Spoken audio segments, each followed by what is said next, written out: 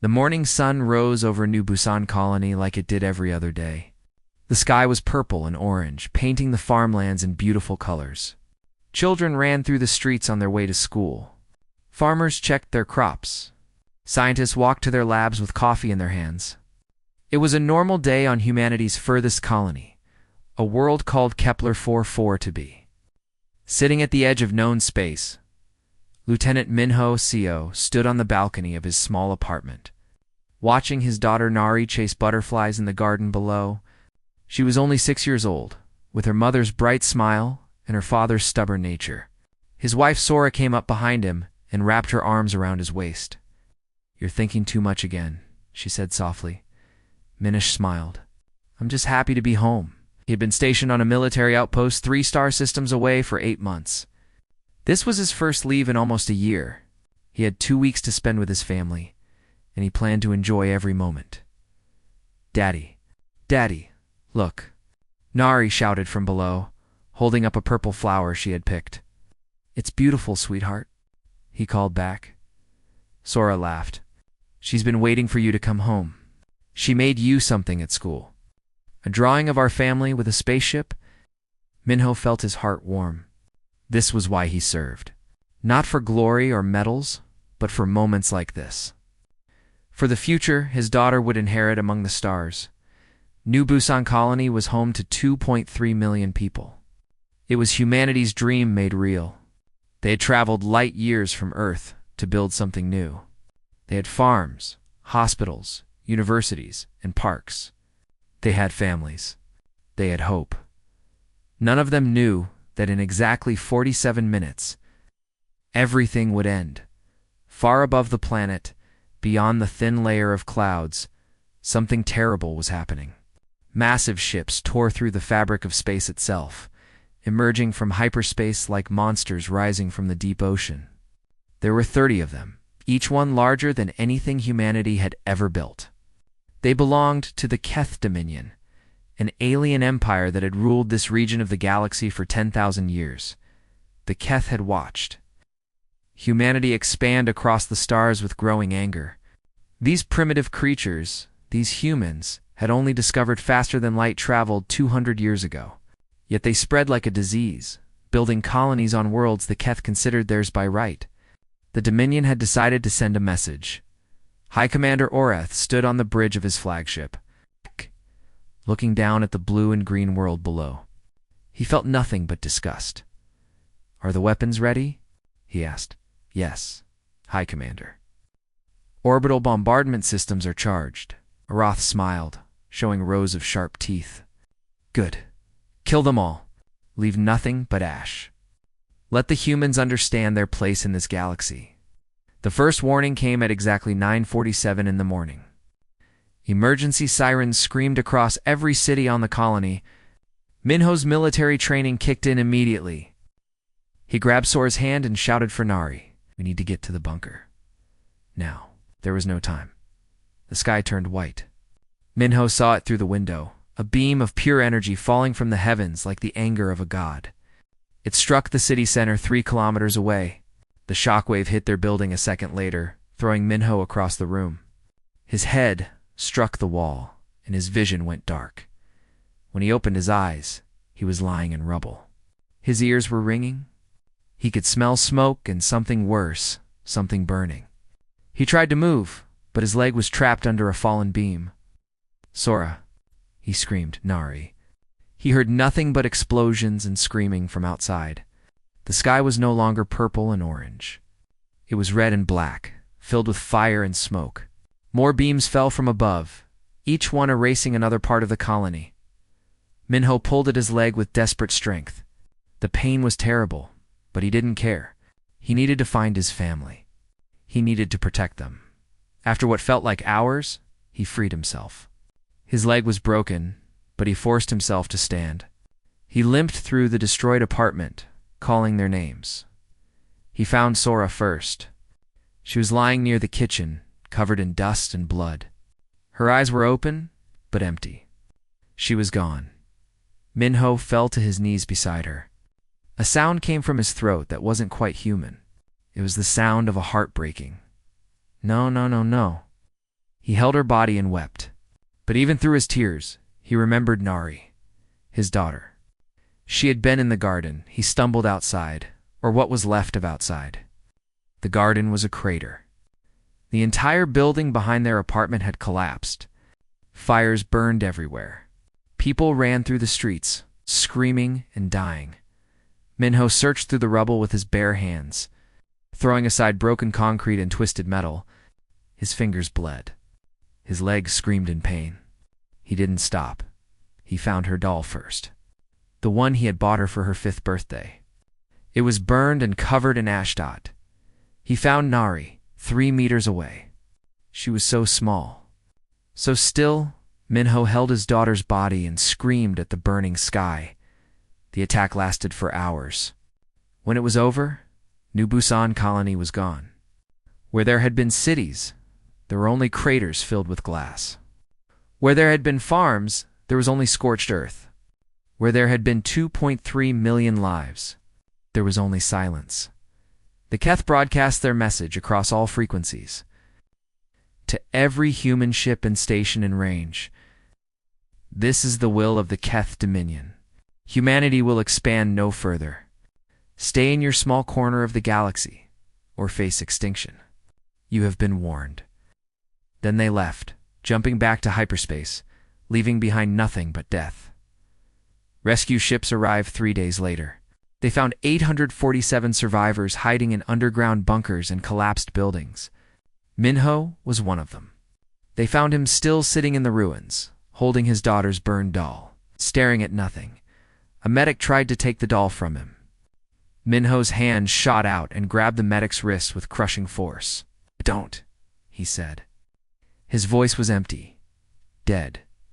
"Don't touch it." They brought him back to Earth on a medical ship. He didn't speak during the entire journey. He just sat by the window, looking out at the stars, holding that small burned doll. On Earth, the news spread like fire. Every screen, every broadcast, every social media platform showed the same images. The ruins of New Busan, the dead. The message from the KETH. For one day, humanity was silent. People gathered in the streets, in their homes, in churches, in temples, and mosques. They held each other and wept for the 2.3 million who had been murdered. But on the second day, the silence ended. It started as a whisper, then grew into a roar. In every nation, in every language, humans spoke the same words. Not words of fear or surrender, words of something older. Something darker, rage. Humanity had been attacked. Their children had been murdered. Their colony had been turned to ashdot, and something ancient woke up in the human heart. Something that had slept since the days when they were prey animals on the African plains, hunted by predators in the dark. Something that had learned over millions of years that the only way to survive was to become more dangerous than anything that threatened them.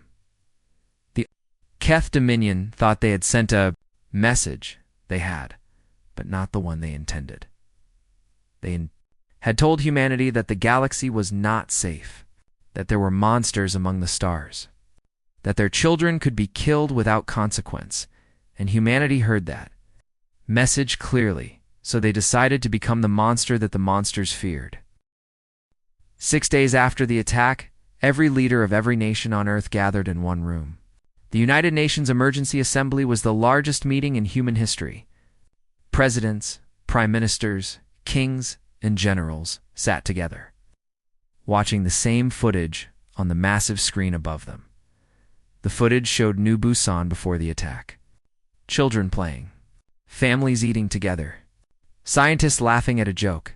Then it showed what came after. The craters. The glass where cities used to be.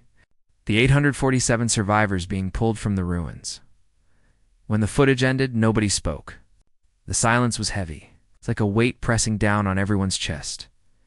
General Do Yeon-beek stood up and walked to the center of the room. He was an old man with white hair and tired eyes. He had served in the military for 40 years. He had seen many terrible things, but nothing like this. "I will tell you the truth," he said. "The Keth Dominion has 12,000 warships. We have 340. Their empire has existed for 10,000 years. We have been traveling the stars for 2 centuries.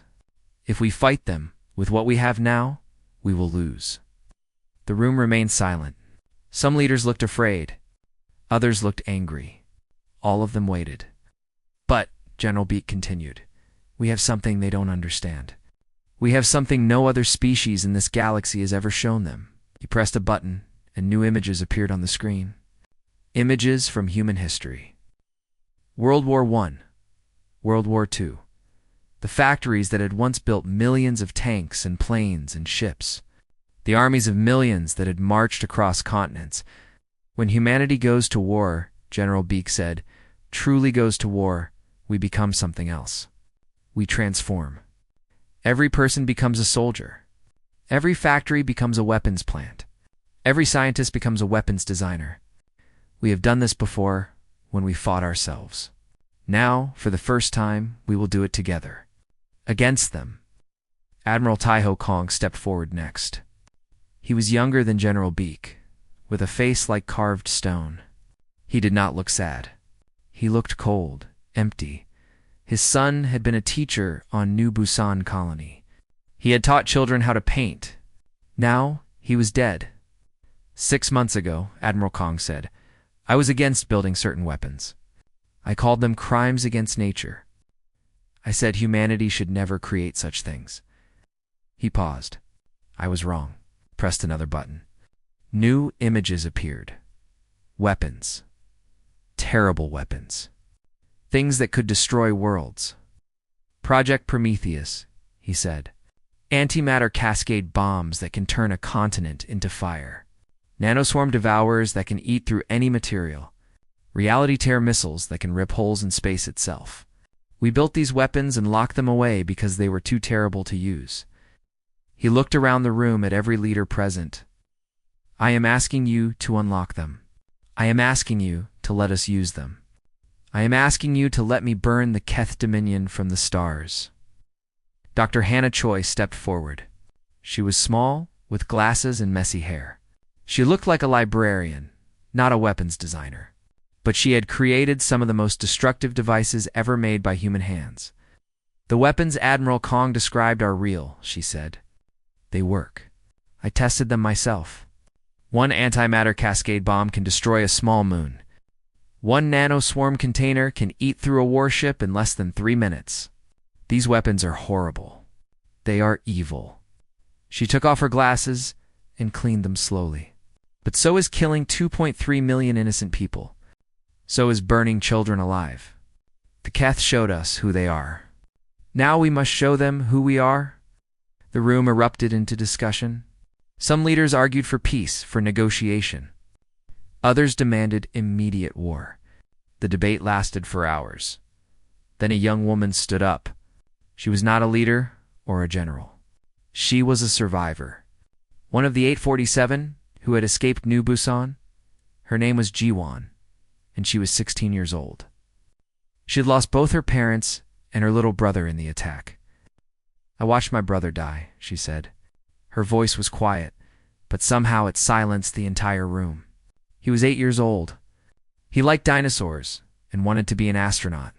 A beam of light fell from the sky and he was gone. Just ... gone. Tears ran down her face, but her voice didn't shake. They did this because they think we are weak. They did this because they think we won't fight back. They did this because they think we don't matter. She looked around at the leaders of humanity. I don't want to die. I don't want more people to die. But if we do nothing, they will do this again. And again. And again. Until there are no humans left. So I'm asking you, please, all of you, make them pay. Make them remember that we are not weak. Make them remember that we do matter.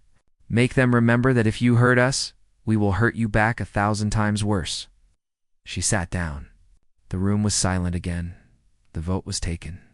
It was unanimous. Humanity would go to war. Over the next month, everything changed. Factories that had made cars now made warships. Companies that had made phones now made weapons. Universities that had studied art and literature now studied tactics and engineering. Every nation sent its soldiers. Old enemies stood side by side. Countries that had hated each other for centuries now worked together without question. There was no American or Chinese or Russian or Korean. There was only human ships were built at impossible speed. They were not pretty. They were not elegant. They were ugly, brutal machines made for one purpose only: killing. Each one carried weapons that could burn cities and crack continents. 2,000 ships were built in 30 days. Then 2,000 more. Lieutenant Min Ho-seo reported for duty on day 15. The doctor said he wasn't ready. His body had healed, but his mind had not. He still hadn't spoken about what happened. He still carried that burned doll everywhere. He went. The officer who processed his return tried to convince him to take more time off. "You've been through something terrible," she said gently. "No one would blame you for taking time to heal." Minho looked at her with empty eyes. "My wife is dead. My daughter is dead. Everyone I loved is dead." His voice was flat, cold. "I don't want to heal. I want to fight. I want to kill the things that took them from me. Will you let me do that or not?" She let him. Across the galaxy, other species watched humanity's transformation with shock and confusion. They had never seen anything like it. Other species, when attacked, would negotiate, would retreat, would submit. Humanity did none of these things. Ambassador Celis, from the neutral Villani Concord, sent a private message to Overlord Vectis of the Keth Dominion. She had studied humans for decades. She understood them better than most. "You have made a terrible mistake," she wrote. "You thought destroying one colony would make them afraid? You were wrong. You have made them angry. And human anger is not like the anger of other species. It does not fade. It does not calm. It builds. It grows. It becomes something unstoppable." She included data. Footage of human wars throughout history, statistics on how quickly they could mobilize, analysis of their psychology. "Do not underestimate them," she concluded. "They are not like us. When threatened, we calculate cost and benefit. We make rational decisions. Humans do not. When you threaten their families, their children, their homes, they will burn the entire galaxy to ash rather than surrender. They will accept their own extinction if it means taking you with them. They are insane, and they are coming for you." Overlord Vectis read the message. Then he laughed and deleted it. "Primates are no threat," he told his advisors. "They have 300 ships. We have 12,000. Let them come. We will crush them like insects." He went to sleep that night, comfortable in his power, secure in his empire's strength. He did not know that 30 days later, humanity would have 4,000 ships. He did not know that Dr. Hannah Choi had just completed a weapon that could make stars explode. He did not know that Admiral Tai Ho Kong had already planned the route to the Keth homeworld, and he did not know that on a ship called the Wrath of Terra, Lieutenant Min Ho-seo was sharpening his knife and whispering his daughter's name like a prayer. The sleeping giant had awakened, and it was coming. The Vengeance fleet crossed into Keth space on a Tuesday morning, Earth time. 4,000 human ships moved through the darkness between stars like a swarm of angry hornets. At the center of the formation flew the flagship Wrath of Terra, the largest warship humanity had ever built. It was 2 kilometers long, bristling with weapons, carried 40,000 soldiers ready to die. Admiral Tai Ho Kong stood on the bridge, watching the stars pass by on the main screen. His face showed nothing. He had not smiled since receiving news of his son's death. He had not laughed. He had not cried. He had simply become a machine designed for one purpose: revenge. Captain Una Park walked up beside him. She was his tactical officer, one of the smartest military minds humanity had produced. She had studied every battle in Keith history. She knew their tactics, their weaknesses, their psychology. "We're approaching the Setheri system," she reported. 300 Keth ships, guarding an outpost world. Population approximately 50 million, civilian or military? Admiral Kang asked. "Both. The planet houses a major Keth's military base, but also 3 cities of civilians." Admiral Kang nodded slowly. "We will destroy the military base.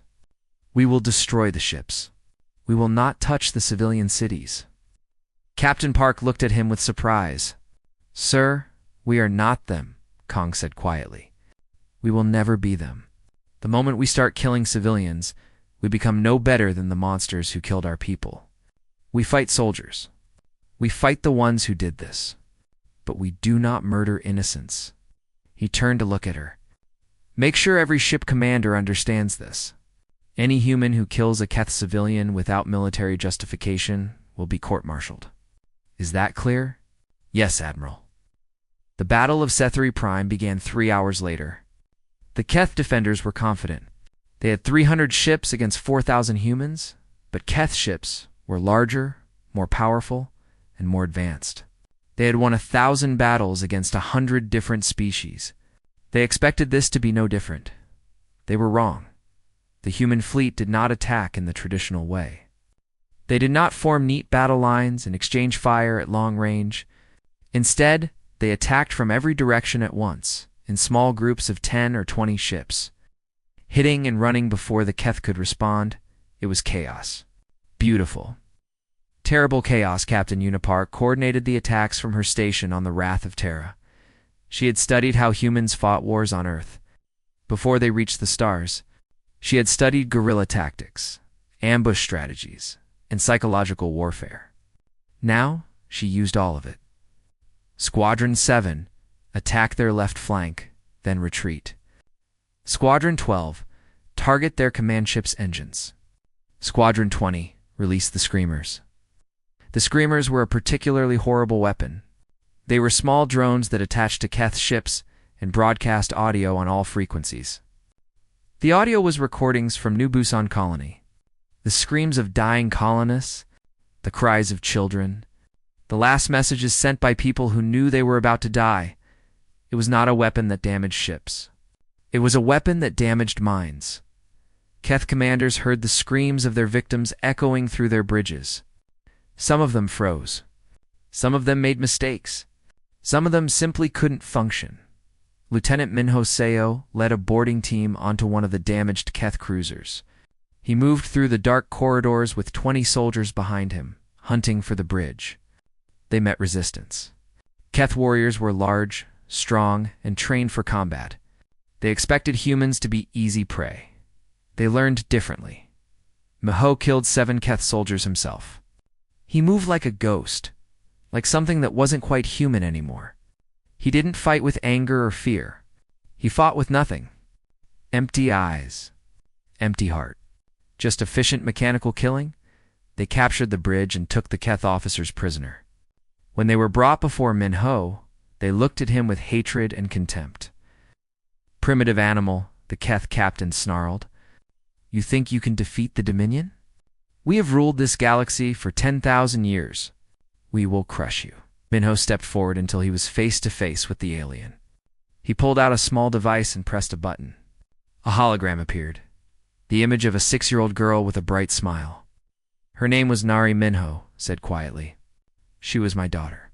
She liked butterflies and drawing pictures. She was 6 years old, and your people burned her alive. The Keth captain said nothing. You're going to live, Minho continued. We're going to send you back to your homeworld. But first, you're going to learn something. You're going to memorize the names of every child who died on New Busan Colony. All 23,000 of them. And when you return home, you're going to tell everyone what you learned. You're going to make sure they know who they killed. It took 4 days to teach the captured Keth officers all the names. They were forced to repeat them over and over until they could recite them perfectly. Then they were sent back to the Dominion in an escape pod. With a message burned into their memories, the Battle of Sethri Prime lasted 6 hours. When it was over, 200 Keth ships were destroyed. The military base on the planet was reduced to rubble. 40 human ships were lost. But they had proven something important. Humanity could win. News of the victory spread across the galaxy. Other species watched in amazement. The Keth were supposed to be unbeatable. They had dominated this region of space for millennia. No one had ever handed them a defeat like this. High Commander Orath, the one who had ordered the attack on New Busan, sent a message demanding humanity's surrender. He threatened to destroy Earth itself if they did not retreat immediately. Admiral Kong's response was broadcast across every frequency. The message began with footage of New Busan, the attack, the destruction, the dead. It played for 3 full minutes while the galaxy watched. Then Admiral Kong appeared on screen. His face was stone. His eyes were ice. "This is Admiral Taiho Kong of the United Earth Vengeance Fleet. 18 months ago, you attacked our colony without warning. You killed 2.3 million innocent people. You burned our children alive. You did this to send a message. You wanted us to know our place. You wanted us to be afraid." He leaned forward. "I have a message for you now. We are not afraid. We will never be afraid. You have awakened something in humanity that we tried to leave behind. Something ancient. Something terrible. And now that monster is loose, and it is hungry." He paused. "Hi, Commander Orith. You ordered the attack. You gave the command. You are the one we want. Surrender yourself for trial, and we might show mercy to the rest of your people. Refuse, and we will burn a path through your empire until there is nothing left. You have 7 days to decide." The message ended with 3 words. "We are coming." 7 days passed. Orith did not surrender. He laughed at the demand and called it the barking of dogs. On the 8th day, humanity attacked again. And again. And again. For every Keth world that had a military presence, human ships appeared. They destroyed bases, captured commanders, and left the civilian populations untouched. They were not cruel. They were not sadistic. They were simply efficient. And that was what terrified the galaxy most. Other species who had fought wars did so with emotion. With rage and hatred and desire for revenge. Humans felt those things too. But they channeled them into something cold and calculating. They built strategies and supply lines and long-term plans. They didn't fight battles. They fought campaigns. They didn't want victories. They wanted complete and total annihilation of their enemy's ability to wage war. 6 months into the conflict, the Keth had lost 800 ships and 24 worlds. 12 months in, they had lost 2,000 ships in 100 worlds, and humanity's fleet was still growing. For every ship they lost, 2 more took its place. Earth's factories never stopped. Earth's people never tired. Overlord Vectus finally understood what Ambassador Celis had tried to tell him. He finally understood that he had not attacked a species. He had kicked a hornet's nest. He had poked a sleeping bear. He had awakened a monster. But by then, it was far too late. The monster was fully awake, and it was hungry. 18 months had passed since the New Busan massacre. 18 months of fire and blood and war. The galaxy had changed in ways no one could have predicted. The Keth Dominion, once the most powerful empire in known space, was crumbling. They had lost 4,000 ships and 47 worlds. Their economy was collapsing. Their military was exhausted. Their people were terrified, and humanity had not slowed down. Admiral Taiho Kong stood in the war room of the Wrath of Terra, looking at a holographic map of the galaxy. Red dots marked Keth worlds. Blue dots marked worlds humanity had captured or neutralized. 18 months ago, the map had been almost entirely red. Now, blue dots spread across it like a disease. Growing closer and closer to the center, to Keth Prime, the Dominion's homeworld. How long until we reach their home system? Kong asked Captain Unipark checked her data.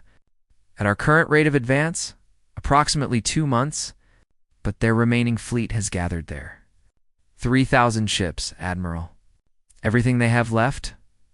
And our numbers? 8,000 ships. We outnumber them almost 3 to 1. She paused.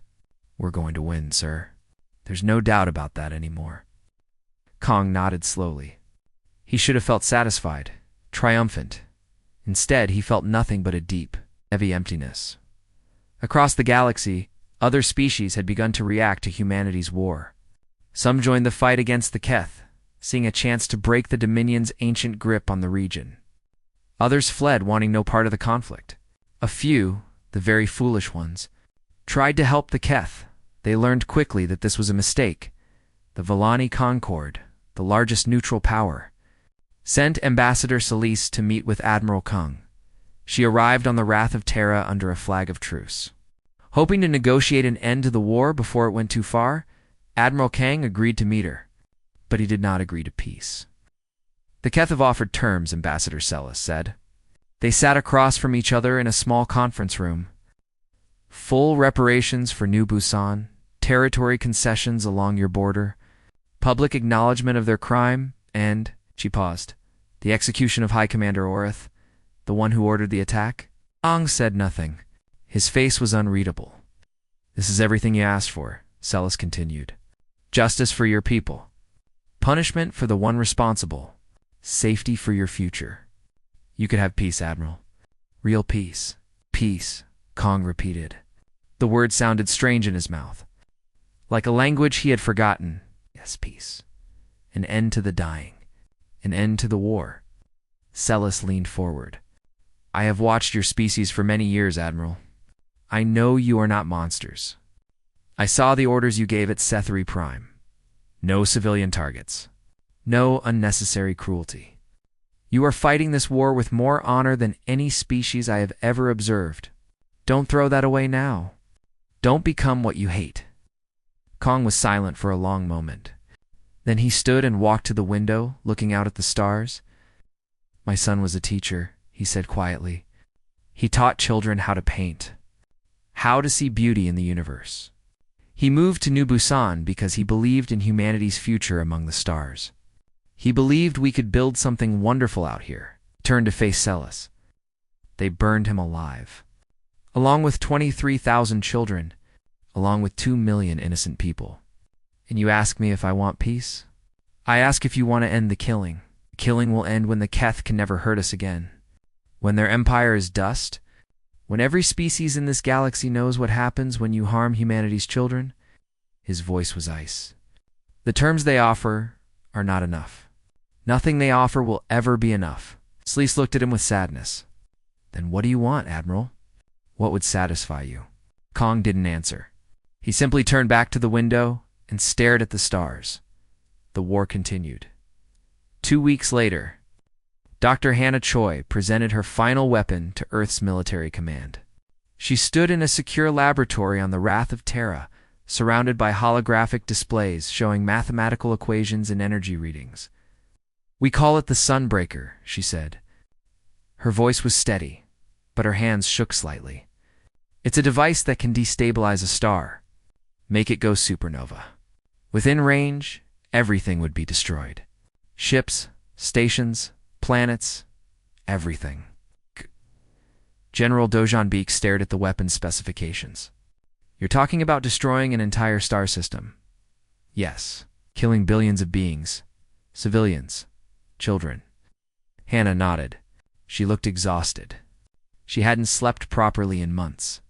Yes, that's exactly what I'm talking about. She took off her glasses and rubbed her eyes. I built this weapon because I was angry. Because I wanted the Keth to suffer like we suffered. But now that it's finished, She trailed off. I don't know if we should use it. Commander Minho SCO stood in the corner of the room, silent as always. He had risen quickly through the ranks over the past 18 months. His tactical skills were exceptional, and his dedication to the war effort was absolute. But there was something wrong with him. Everyone could see it. He never laughed. He rarely spoke. He moved through the ship like a ghost, always carrying that burned doll in his pocket. Commander CO, General Beek said, "You've lost more than most of us. What do you think? Should we use this weapon on the Keth homeworld?" Minho looked at the hologram of the Sunbreaker. For a long moment, he said nothing. Then he reached into his pocket and pulled out the doll. It was falling apart now, barely recognizable. But he still carried it everywhere. "My daughter loved looking at the stars," he said quietly. "She used to ask me if there were other children out there on other worlds. I told her yes, probably millions of them. And she said she hoped one day we could all be friends." He put the doll back in his pocket. "If we use this weapon, We kill millions of children. Keth children. Children who had nothing to do with what happened to New Busan. Children who just want to look at the stars and dream of the future. He looked at General Beak. My daughter wouldn't want that. My wife wouldn't want that. And I don't want that either. He turned and walked toward the door. Destroy the Dominion's military. Execute their leaders. Take away their power forever. But don't become them. Because if we do, then Nari died for nothing. And I won't let that happen. He left the room. The door closed behind him. General Beak and Admiral Kang exchanged looks. Something shifted in Kang's eyes. Something that might have been the first crack in the ice around his heart. They locked the Sunbreaker away, he ordered. We will not use it. Not today. Hopefully not ever. Dr. Hannah Choi sagged with relief. For the first time in months, she cried, the Vengeance fleet continued its advance. World after world fell to human forces. But they remained disciplined. They destroyed military targets. They captured enemy commanders. They protected civilians, and slowly, impossibly, the galaxy began to understand something about humanity. They were not conquerors. They were not murderers. They were something far more complex. A species capable of terrible violence, but also capable of mercy. A species that could burn worlds, but chose not to. Ambassador Celis sent another report to the Villani Concord. I have observed humanity closely throughout this war, she wrote. They are the most dangerous species I have ever encountered. Not because of their weapons, though those are terrifying. Not because of their numbers, though those are growing. They are dangerous because they are capable of choosing what kind of species they want to be. They could become genocidal monsters. Instead, they are choosing to become something else. Something better. She paused before adding her final observation. I believe they will win this war. I believe the Keth Dominion will fall. And I believe that what happens after will shape the galaxy for centuries to come. If humanity remains true to its principles, they will become the greatest force for stability this region has ever seen. But if they fall to darkness... She didn't finish the sentence. She didn't need to. The Vengeance fleet reached the Keth home system on a quiet morning. 8,000 human ships faced 3,000 Keth defenders. The final battle was about to begin. Admiral Kang stood on the bridge of the Wrath of Terra, looking at the Keth homeworld on the main screen. Billions of beings lived there. Most of them had never hurt anyone. Most of them just wanted to live their lives in peace. For a long moment, he thought about his son, about the paintings he had made, about the children he had taught, about the future he had believed in. Then he gave the order to attack, but not to destroy, to liberate. The final battle for Keth Prime began at dawn, measured by Earth time. 8,000 human ships moved toward the planet like a wave of steel and fire. 3,000 Keth defenders rose to meet them, knowing this would be their last stand. Admiral Taiho Kang stood on the bridge of the Wrath of Terra, watching the enemy fleet form up ahead. Captain Una Park stood beside him, coordinates and tactical data flowing across her screens. They are putting everything between us and the planet, she reported. Every ship, every weapon, every soldier they have left. They know this is the end, Kang said quietly. One way or another, the battle that followed was the largest in galactic history. Thousands of ships clashed in the darkness of space, firing weapons that could crack mountains and melt continents. Explosions lit up the void, like new stars being born and dying in seconds. Human ships were smaller, weaker, less advanced. But there were more of them, and they fought with a coordination that seemed almost supernatural. Captain Park had spent months developing attack patterns based on the Keth psychology. She knew how they would react to every move, every feint, every trap, and she used that knowledge to destroy them. Commander Minho Seo led the ground invasion forces. While the space battle raged above, transport ships punched through the Keth defenses and landed on the planet's surface. 40,000 human soldiers poured out, ready to take the capital. The Keth ground forces were waiting for them. Warriors in heavy armor, armed with weapons that could cut through steel. They expected the humans to be easy prey. Small and weak compared to Keth's soldiers. They learned quickly that size meant nothing when facing an enemy who had nothing left to lose. Minho moved through the streets of the Keth capital like death itself. He didn't feel anger anymore. He didn't feel grief.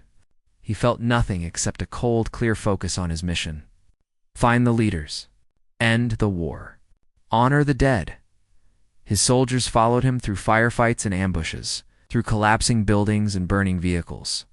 They pushed deeper and deeper into the city, always moving toward the central government complex where the Dominion's leaders were hiding.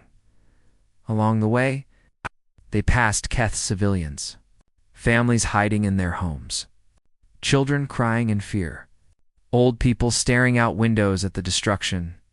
Minho's soldiers didn't touch them. They didn't even threaten them. They simply moved past. Focused on their military objectives, one young Keth child wandered into the street in front of Minho's squad. She was small, maybe 4 or 5 years old by human standards. She looked up at the human soldiers with huge, terrified eyes. Minho knelt down until he was at her level. He reached into his pocket and pulled out the burned doll. He looked at it for a long moment, remembering Nari's face, remembering her laugh, remembering everything he had lost. Then he handed the doll to the Keth child. "Go home," he said softly. "Go home to your family. We're not here to hurt you." The child took the doll and ran. Minho stood up and continued toward his objective. His soldiers followed in silence. High Commander Oreth was captured 3 hours later. He had tried to flee the planet, but Captain Park's tactical net had predicted his escape route. A human strike team intercepted his ship before it could reach hyperspace and brought him back to the surface in chains. They dragged him before Commander SCO, the Keth commander who had ordered the attack on New Busan, the one responsible for everything. Oreth looked up at Minho with hatred. "Kill me then, animal. Get your revenge." Minho looked down at him. For so long he had imagined this moment, standing over the one who had murdered his family, taking his revenge, making him suffer the way Nari and Sora had suffered. But now that the moment was here, he felt nothing. "I'm not going to kill you," Minho said quietly. "You're going to stand trial. The entire galaxy is going to see what you did. They're going to hear the testimonies of the survivors. They're going to watch the footage from New Busan. And then they're going to judge you. Not me. Justice. Real justice." The trial was broadcast across every system in the galaxy. Billions of beings watched as the evidence was presented. The attack on New Busan, the deaths of 2.3 million innocent people, the deliberate targeting of civilian areas, the murder of children. High Commander Oreth tried to justify his actions. He called it a military necessity. He called humans a threat that needed to be controlled. He called the colonists acceptable losses. His words only made things worse. Other species who had been undecided about the war now turned against the Keth Dominion completely. Even species that had supported them for centuries withdrew their backing. The verdict was unanimous. Oreth was guilty of crimes against sapient life. The sentence was death. He was executed at dawn 3 days later. His death was not cruel. It was not celebrated. It was simply carried out, quietly and efficiently. In front of representatives from 12 different species, justice, not revenge. Overlord Vectus was captured trying to escape through a secret tunnel beneath his palace. He was brought before Admiral Kong in chains. The once mighty ruler of a 10,000-year empire reduced to a prisoner, Kong looked at him for a long time.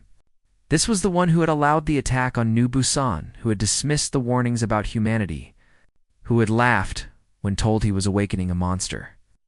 "You thought us weak," Kong finally said. "You thought one attack would make us submit. You saw us building colonies and exploring the stars, and you saw prey.